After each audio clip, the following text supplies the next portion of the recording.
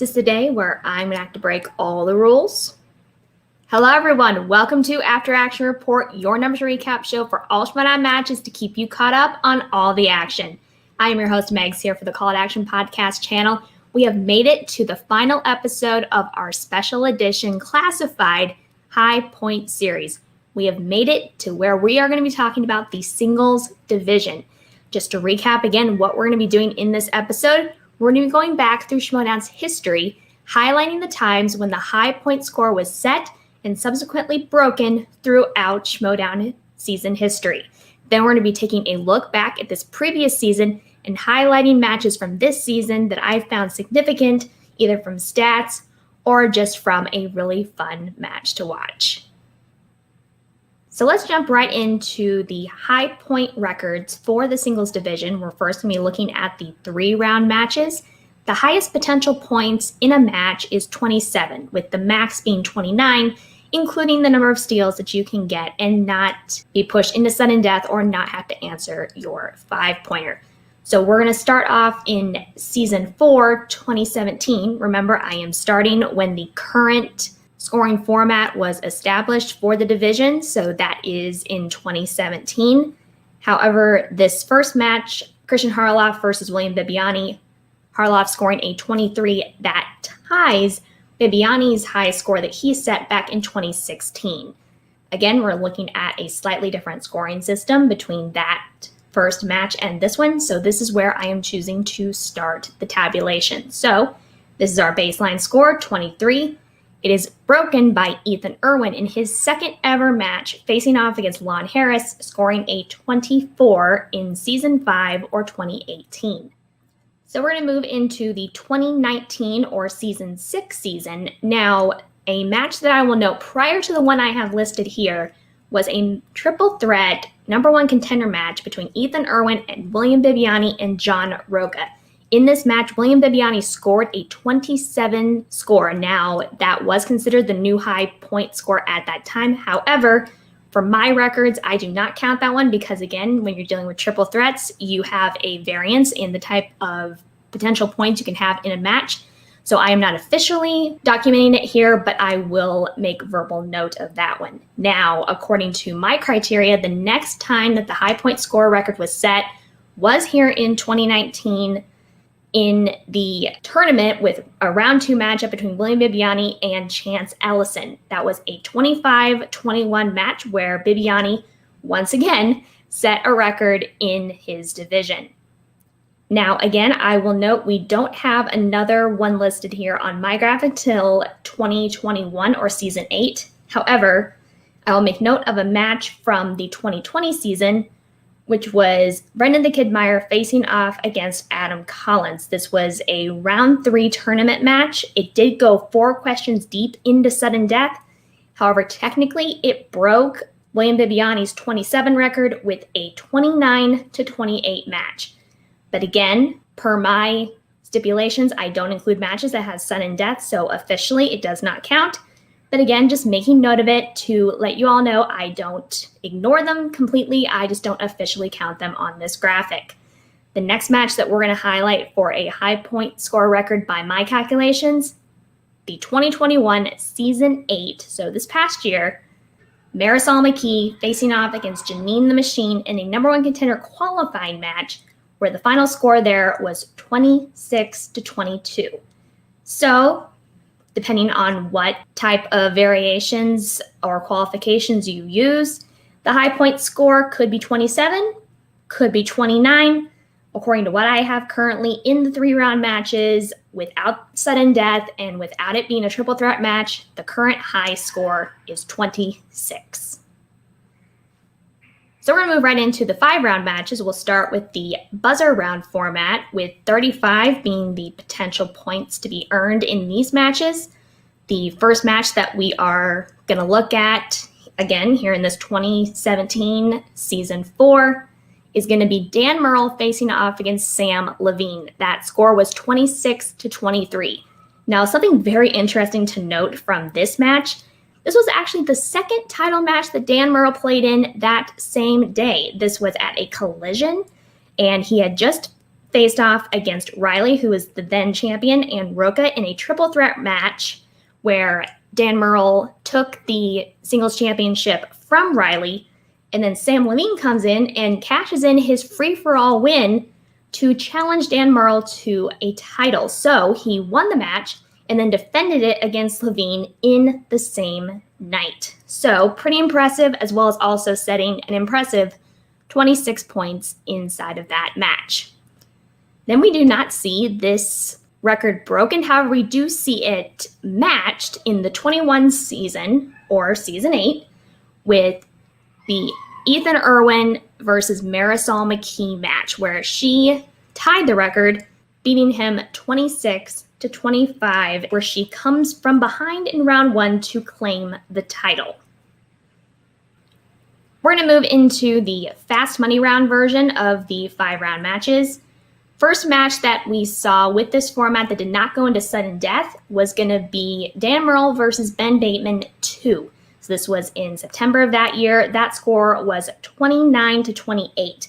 Again, like I said, this is their second match. The first one was with the buzzer rounds. However, we had a similar point spread in that match, but it did not go into sudden death as it did previously in the year.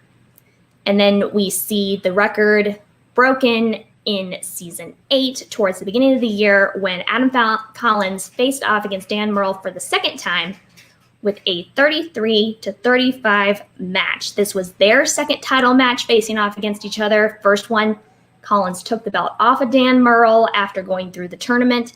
Then Dan Murrell reclaimed his title in that season and during this match.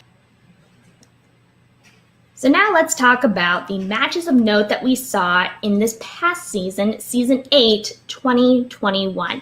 Now, some of these I will have already talked about, so I will gloss over the ones I've already discussed in my high point score discussion, but there are quite a few that I wanted to talk about here. This was a jam-packed season, so a lot of really cool matches to talk about.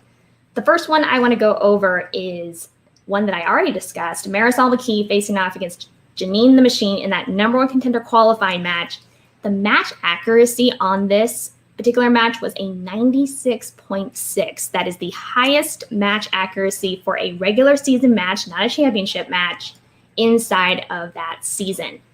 The next one, there's going to be 3 matches that all aired on the same day. It was a crazy day for the singles division, but we first saw JTE face off against Paul Preston.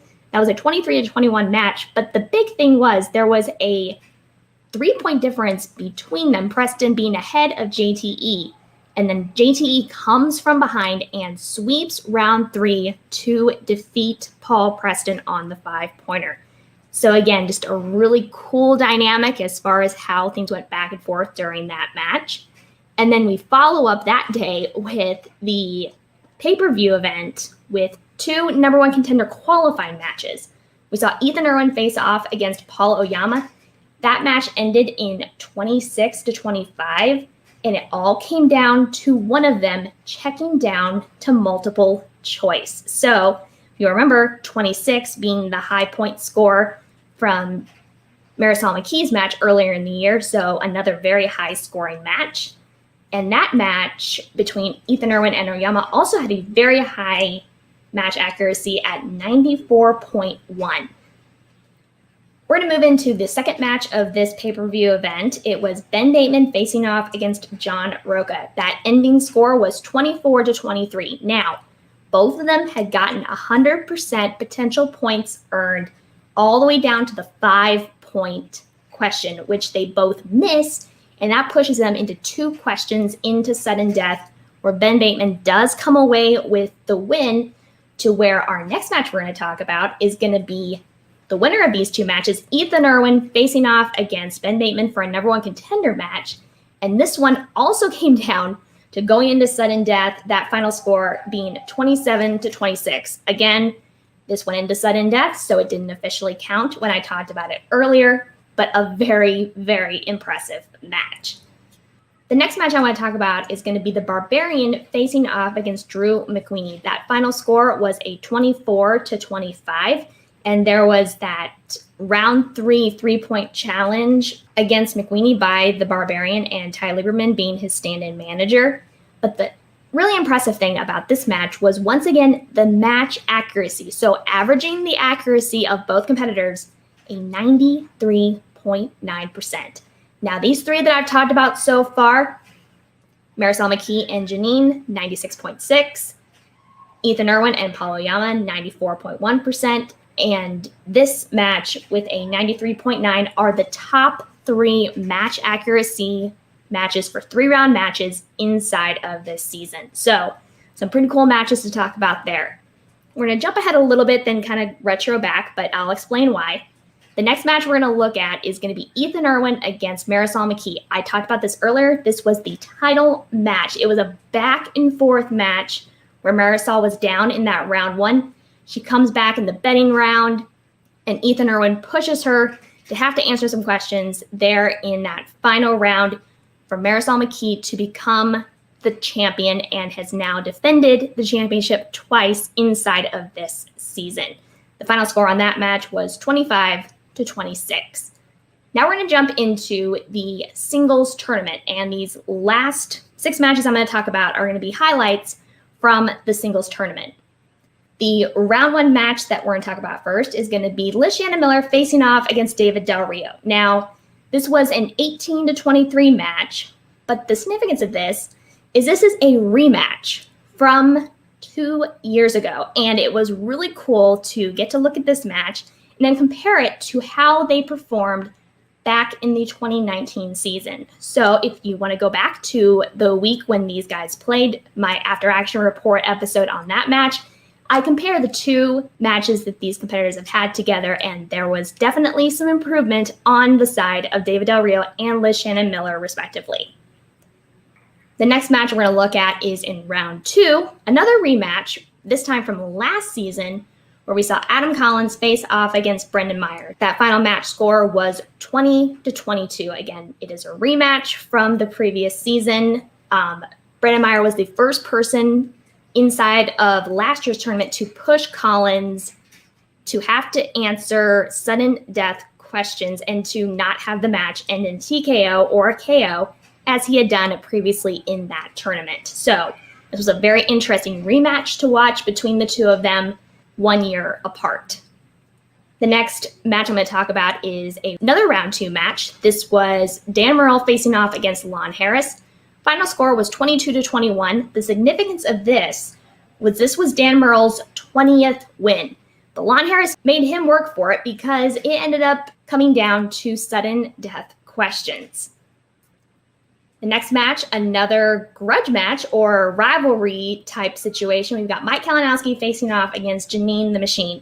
That is a 10-16 match with it ending in a TKO. Again, here still in round 2 of the tournament. And this was the 3rd match that we have seen between the 2 of them, and this is the first time in these matchups that Janine the Machine has come away with the win. So significant there. Next match we're going to look at is a quarterfinal match. We have William Bibbiani facing off against David Del Rio. The final score there was a 26-23, a 3-point difference, but considering that Del Rio was down a significant amount coming out of round 1, he still pushed Bibbiani to have to hit his 5 to beat him. So it was a very impressive, gutted out match by David Del Rio, even though Bibbiani did come away with the win. The final match we're going to look at here is the semifinal between William Bibbiani and Griffey Nooms. Ended up going 2 questions into sudden death. Final score 21-22.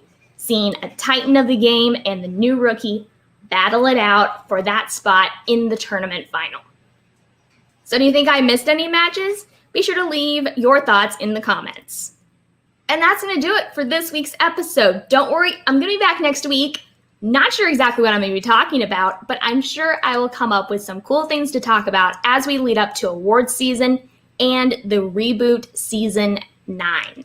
If you haven't already, please go ahead and make sure that you have hit the like button, you are subscribed to this channel, and that you have that notification bell hit so you're made aware every time we drop new videos on this channel. Be sure to check out all the other great videos we have on this channel, as well as the shows we do over on our Twitch channel. The graphics that I present here during this episode will be available on Facebook through the Call to Action podcast page and will be posted to the Schmodown Facebook page. You can also find them on Twitter through the Call to Action podcast page, as well as my personal socials, which are listed down in below. Make sure that you are leaving comments, or you can contact me through the social media links down in the description if you want to talk about stats or have questions about anything I presented in this video. But until next time, for the entire Call to Action podcast crew, I am your host, Megs, and this is After Action Report, signing off.